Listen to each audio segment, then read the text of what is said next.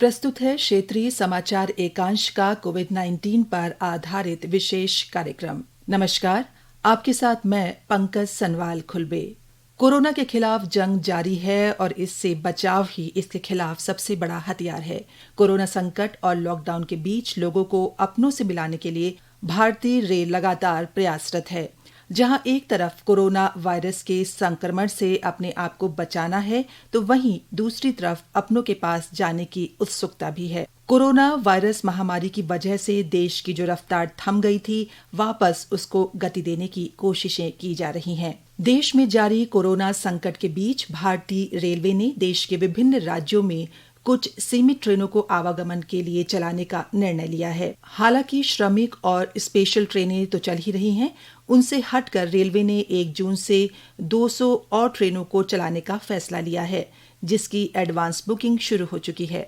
प्रदेश में भी केंद्र सरकार की गाइडलाइंस के अनुसार ट्रेनें संचालित की जा रही हैं। प्रदेश में ट्रेनों के संचालन और इससे संबंधित और जानकारी दी देहरादून रेलवे स्टेशन के निदेशक गणेश ठाकुर ने हमारे संवाददाता राघवेश पांडे से बातचीत में।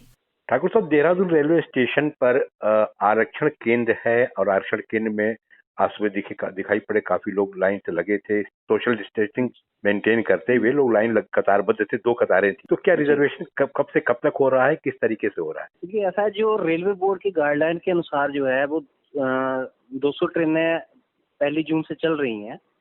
एक तो उसमें 2 ट्रेनें जो हैं वो देहरादून से भी प्रस्तावित हैं। एक देहरादून से नई दिल्ली के लिए जनशताब्दी और एक देहरादून से काठगोदाम तक नैनी जनशताब्दी। जी। तो इन दोनों ट्रेनों की भी बुकिंग हो रही है, जो कि 30 डेज एडवांस तक बुकिंग हो सकती है।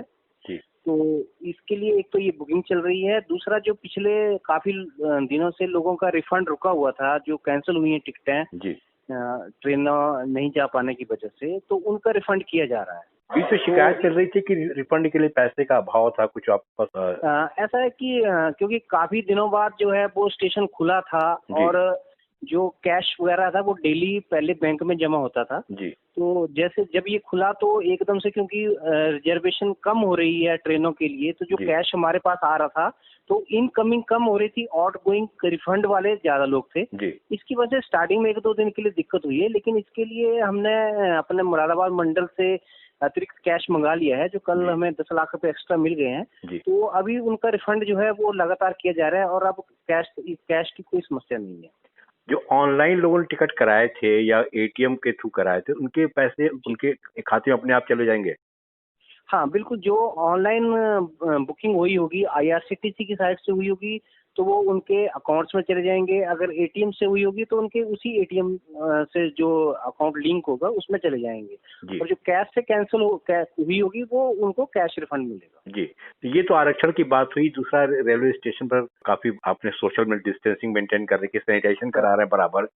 तो जो कौन सी रेलगाड़ियां चल रही हैं, कितनी मालगाड़ियां चल रही, क्या अभी चल रहा है? ऐसा है कि जो देहरादून स्टेशन से एक तो पार्सल गाड़ी हमारी डेली जाती है सुबह 10:30 बजे। जी। वो नई दिल्ली के लिए जाती है, जिसमें पार्सल्स, कोई भी पार्सल्स वगैरह भेज सकते हैं। जी। इसके अलावा जो है वो श्रमिक स्पेशल जो भारतीय रेलवे आजकल चलवा रही है, जो स्टैंडर्ड लेबर है उनको भेजने के लिए। जी। तो उसी के लिए जो स्टेट गवर्नमेंट जिस हिसाब से डिमांड करती है उस हिसाब से गाड़ियां प्रोवाइड करवा जा रही है। तो आज भी 2 गाड़ियां प्रस्तावित हैं, जिसमें एक बिहार के लिए है और एक जो है वो अपने उत्तर प्रदेश के लिए है। तो इसी तरह कल भी एक गाड़ी और प्रस्तावित है, उसके बाद एक और प्रस्तावित है, वो सिर्फ लेबर्स के लिए, और उनकी एंट्री जो है वो स्टेट गवर्नमेंट के थ्रू ही है। मतलब रेलवे का डायरेक्ट किसी भी पैसेंजर से कोई लिंक नहीं है, ना किसी तरह का उनको कोई रेलवे के द्वारा टिकट दिया जाएगा। जी। तो ये जो इनकी जो यात्रा भाड़ा इनका है, ये क्या स्टेट गवर्नमेंट प्रोवाइड कर रही है? टिकट स्टेट गवर्नमेंट देता है? जी, हम जो रेलवे को जो पेमेंट करती है वो राज्य सरकार करती है। जी। और जो लेबर से है वो राज्य सरकार खुद ही डील करती है, खुद रजिस्ट्रेशन वगैरह करती है। जी। तो इस सैनिटाइजेशन काफी हो रहा है। तो और ये जो यात्री जा रहे हैं, श्रमिक जा रहे हैं, प्रवासी, इनके भोजन पानी की व्यवस्था भी देखा स्टेशन को, पानी की व्यवस्था भी कर रखी थी आप लोगों ने? जी हाँ, ये रेलवे बोर्ड की ही गाइडलाइन है, उनको फॉलो किया जा रहा है। एक तो सैनिटाइजेशन जो हमारे रैक पहले प्लेस होता है उसको प्रॉपर सैनिटाइज किया जाता है, पूरे स्टेशन को सैनिटाइज किया जाता है जी। और जैसे गाड़ी निकलती है उसके बाद दोबारा पूरे स्टेशन को, प्लेटफॉर्म को, जो पैसेंजर्स रिलेटेड एरिया था सबको सैनिटाइज किया जाता है। जी। दूसरी रही भोजन की व्यवस्था, वो जो है वो राज्य सरकार की जिम्मेदारी है कि उनको सूखा राशन और खाने का सामान और पानी वगैरह, बॉटल्स वगैरह प्रोवाइड करे। तो वो लगातार हर यात्री को प्रोवाइड करवाया जा रहा है देहरादून से। जी, तो इतनी सारी आपने जानकारी दी ठाकुर साहब, इसके लिए आपको बहुत बहुत धन्यवाद। जी हाँ, इन सेवाओं के शुरू होने से आमजन को एक और बड़ी राहत मिलेगी और उन्हें अपने गंतव्य स्थान तक पहुंचने में सुविधा होगी। रेल यात्रा के दौरान सावधानियों का पालन भी हमें करना होगा, जिसके लिए गाइडलाइंस जारी की गई हैं।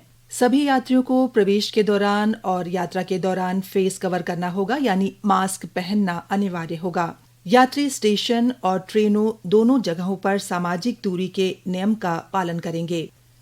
रेलवे स्टेशन में कंफर्म टिकट वाले यात्री को ही प्रवेश की अनुमति होगी। जी हाँ, रेलवे द्वारा जारी इन गाइडलाइनों का पालन करके हम अपनी यात्रा को सुखद बना सकते हैं। कोरोना महामारी के इस दौर में मास्क हमारे दैनिक जीवन का हिस्सा बन गया है। वहीं कोरोना के इस संकट में ग्रामीणों के सामने मास्क बनाकर जीविका चलाने का विकल्प भी सामने आया है। आम जन तक मास्क की जरूरतों को पूरा करने के लिए कई संस्थाएं कार्य कर रही हैं। कोरोना संकट से बचने के लिए जहां लोग घरों में रहने के लिए मजबूर हैं, वहीं कई महिला समूह लोगों को संक्रमण से बचाने के लिए कार्य कर रही हैं। कोटद्वार के लालपानी, रामपुर, ध्रुवपुर में कई महिला समूह किफायती दामों पर सैनिटरी पैड का निर्माण करती हैं, लेकिन लॉकडाउन के समय महिला समूह द्वारा मास्क का भी निर्माण किया जा रहा है। ऐसे में महिलाएं अपनी आर्थिक स्थिति को मजबूत करने के साथ ही सामाजिक कार्यों को भी बखूबी से निभा रही हैं। एक समूह संगठन की अध्यक्ष लक्ष्मी नेगी ने बताया कि ग्राम सभा में 15 महिला समूह हैं।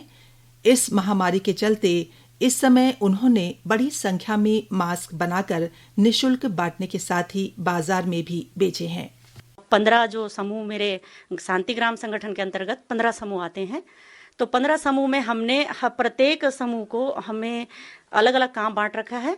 कुछ समूह जो हमारे धूप बत्ती का बनाने का काम करते हैं और कुछ बहनें हमारी जो है सैनिटरी पैड बनाने की फैक्ट्री में काम करते हैं।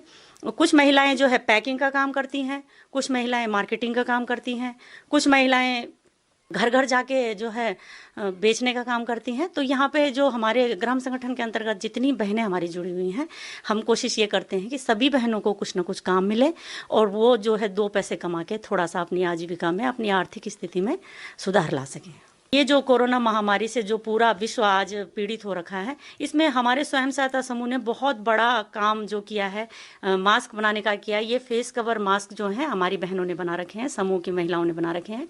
ये हमारे समूह जो है डबल ये जो लेयर वाला मास्क बनाती हैं, ये अपने घरों में बैठ के जो मशीनें चलाना जानती हैं, उन्होंने करीब हमने 400 मास्क तो बांटे हैं लोगों को जगह जगह जाके, और उसके बाद करीब 3,500 से ज़्यादा मास्क जो है महिलाओं ने बनाकर बेचे हैं, जिससे उनकी आर्थिक स्थिति में बहुत अच्छा सुधार हुआ है। संगठन की सदस्य रश्मि नेगी ने बताया कि उनका कार्य सामान की पैकिंग करना और उसे बाजार में सप्लाई करना है। हम इस संगठन में धूप बत्ती पैक करने का काम करते हैं। उसे पैक करने के बाद हम एक पेटी में भर के उसे गिन के रखते हैं और उसके बाद हम उसे मार्केट या दुकानों में रखने के लिए जाते हैं। और इसी तरीके से गांव में जाके भी हम लोग धूप बेचने का कार्य करते हैं। मैं और रीता नेगी जो मेरी सहेली है जाते हैं और दुकानों में सामान रख कर आते हैं और फिर अगले दिन दूसरी बहन जाके पैसे कलेक्ट करके लाती है और हम उनको हिसाब दे देते हैं कि कितना सामान हमने कौन सी दुकान में रखा है और कितना कहाँ से लाना है। जाता है, काम की पारदर्शिता हो जाती है और सब अपने अपने काम में लगे हुए रहते हैं। मास्क बनाने वाली सदस्य ममता ने बताया कि इस महामारी के दौर में उनके समूह ने हजारों की संख्या में मास्क बनाए, जिन्हें बेचकर समूह को अच्छा मुनाफा भी हुआ है। जी, मैं 2 साल से इस काम को कर रही हूँ और मैंने प्रशिक्षण भी लिया है इसका। और इस टाइम पे ये कोरोना वायरस के चलते हुए, महामारी के चलते हुए ये हमारे पास डिमांड आई कि ये मास्क बनाने की, तो इसलिए हमने इस पे काम किया। बचाव भी हो जाता है एक तो, और हमने सोचा इसको बनाया जाए। इसलिए हमारी भी आजीविका का भी वो समाधान हो गया था। इसलिए हमने बोला घर बैठे बैठे ये काम भी हो जाएगा, इसलिए हमने ये मास्क बनाने का काम शुरू किया। मास्क में खूबी ये है, ये डबल लेयर है और अच्छे क्वालिटी की इलास्टिक लगी है और धोने के बाद ये दोबारा यूज किया जा सकता है और प्योर कॉटन है। जी हाँ श्रोताओं, आज के समय में मास्क हम सब की ज़रूरत बन गया है। मास्क का प्रयोग करते समय ध्यान रखें कि उससे मुंह और नाक अच्छे से ढका हो, क्योंकि इसको पहनने का मकसद रेस्पिरेटरी एटिकेट का पालन करना है, यानी जो व्यक्ति विशेष मास्क पहन रहा है वो खांसते और छींकते समय दूसरों को प्रभावित ना करे और बाहर के कीटाणु जो आपके आसपास हैं वो अंदर ना जाएं। मास्क पहनते समय ध्यान रखें कि कभी भी आप बाहर रहते वक्त उसको मुंह व नाक से ना उतारें। ये हमारी कोरोना वायरस से सुरक्षा के लिए ज़रूरी है। तो अपना ध्यान रखें, खुश रहें, घर पर रहें, सुरक्षित रहें। आज के कार्यक्रम में इतना ही। नमस्कार।